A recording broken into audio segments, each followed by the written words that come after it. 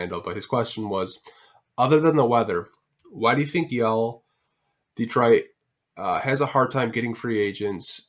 We got loyal fans that will treat you like kings. Nice downtown. The culture in the city is amazing. I don't get it. I think part of it was Detroit's been kind of they've been up on the past few years. There was a while where they were hurting for a long time, and I'm not trying to put any disrespect people, but it just wasn't what it was for a while. Detroit was down on its luck, man. And I think with LCA being in downtown Detroit, you're going to see more players want to come play for Detroit. But they were in Auburn Hills when there was literally nothing going on. Like, I think they had like a McDonald's or something, or a Steak and Shake right next to there where you could go get food before you left. Like, having LCA downtown, it helps. But also, I don't know, just the narrative around the city of Detroit, I think that has a lot to do with it when it comes to players, man. Like, how people talk about the city of Detroit is that, I think that's how it affects it. But also, like what me and Anthony were saying, Detroit has never been a team where they go after big name free agents. They've always been guys that have kind of found the underdogs and made it work, Yeah. I think, I don't want to say players don't want to play here, because I don't think that's true. I just think if you look over the past 15 years, the Pistons haven't really been good.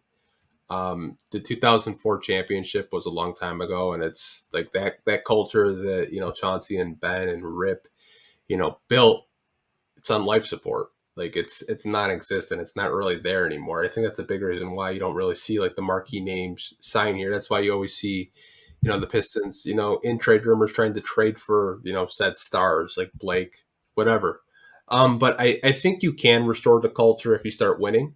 And I think when you start winning, you start getting those names to come to you. Like, I think of Milwaukee. Like, Milwaukee, before Giannis really like took a huge step in development, like, they weren't really getting big names. But once Giannis, started, putting like those 20, 30-point games together, you see them trade for Drew Holiday. I mean, they even have to trade for stars. Yep. You see them get Brooke Lopez. You see them get Jay Crowder, which they didn't even freaking use, which is so damn funny. They traded 5 second-round picks and they didn't use the damn guy. But you get my point. Like, once you start winning, you can start getting those names. I mean, like, when the Pistons at their peak from like 2003 to 2008, I mean, they got Antonio McDyess.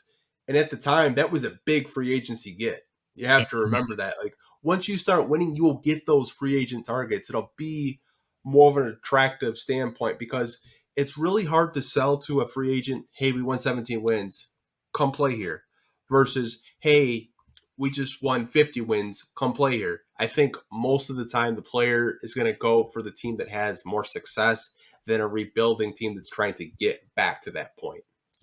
Do you think like ownership had anything to do with it too, like how they treated former players? Because there was that time where like Rasheed Wallace was like not welcomed in Detroit, it seemed like, even though he had been sitting on the bench, but it just seemed like his relationship with Tom Gores was kind of sour. I think that played a part into it. But also, I think it's hard for Detroit too, because you got to find guys with like the right personalities, like guys that are like very charismatic, that care about their brand. They're going to get more out of it in teams like cities like LA or New York. Yeah. You know what I'm saying? Like, they're going to get more out of their brands playing for those major markets. I feel like with Detroit, what kind of has hurt them, but also what makes them so unique, is that you kind of got to find guys that are a little bit more humbled, quiet, kept to themselves. And those guys, they're not always the stars of the league. You know what I'm saying? They're very good players. They can be all-stars. They're just not going to be the names, people talk about all the time. So I think with Detroit, you just got to be selective of who you bring in too. Yeah, like I said, I think winning cures all. I think once you start winning, you're going to get those free agents that you see like, oh, can we get Kyle Kuzma, right? I'm just throwing him as an example. I think if you're winning more games, then yeah, but he would probably want to come home, and, they were in a better position. I think once you start, winning games, winning playoff series again, then you're going to get those attractive names in free agency that every fan base wants.